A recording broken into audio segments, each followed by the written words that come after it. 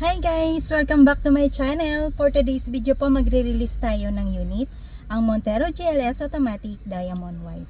Ang client po natin ay si Mr. Jesse Par ng Taguig City. Mr. Jesse po ay employee ng Philippine Airline.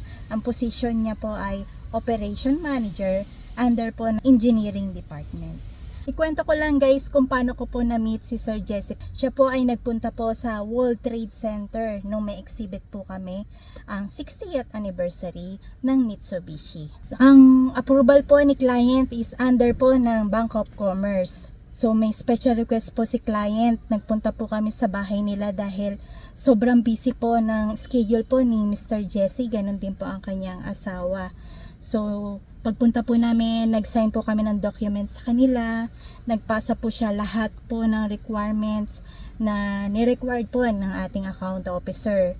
After po noon, nagpunta po ako sa finance department nung bumalik na po ako sa opisina. And then na-check po na lahat po is na-comply naman ni client po ang requirements niya. Nag-okay to release na po ito.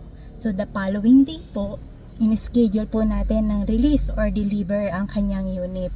Dahil sa special request din po ni client na i-deliver po ang unit sa kanyang site o sa kanyang trabaho, hiningan po natin siya ng authority to deliver. Papakita ko ang kanyang unit na naka-install po lahat po ng kanyang special freebies na na-avail, kung ano man ang option ng kanyang napili, especially po ang GT Mags. So ayan guys, later po turn over natin ang unit kay Mr. Jesse. Bye!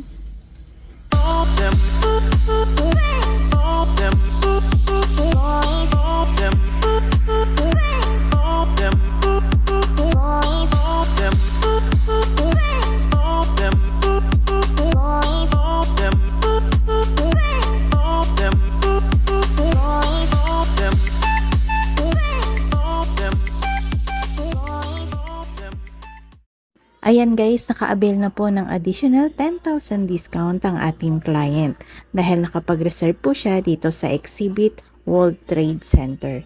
Plus, meron pa po tayong dagdag na discount na ma-avail na 5,000 sa ating branch. So, ang total amount po ng discount na na-avail ni Sir ay 15,000. Tara guys, mag-start na tayo mag-sign ng mga documents kasama ang ating account officer ng BOC. At naipasa na rin po lahat ng requirements na hinihingi ng ating account officer at ng finance department. Dito naman tayo sa cashier. Ipa-reflect na po natin ang full down payment ni client at hintayin po ang resibo para maibigay sa kanya. Sa finance na po tayo, dino-double check na po lahat ng documents sa pinirmahan ni client at requirements na pinasa niya. Tara guys, akyat tayo sa stockyard. I-check po natin ang unit ni client. As you can see po, marami tayong unit dito sa stockyard dahil ito po yung mga nakaschedule na release today. Meron po tayong Mirage G4. Meron din po tayong Expander GLS, L300, Expander Cross na monotone. Meron din tayong Strada at Montero. So ayan guys, nakita nyo marami tayong available na unit dito sa ating branch. At yan makikita nyo po sa dulo, dyan po ang ating car wash area.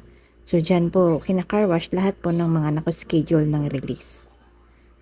So ayan guys, ito po ang unit ni client. Naka-car wash na rin po yan at nailagay na rin po ang tint para ma-turn over na rin natin sa kanya.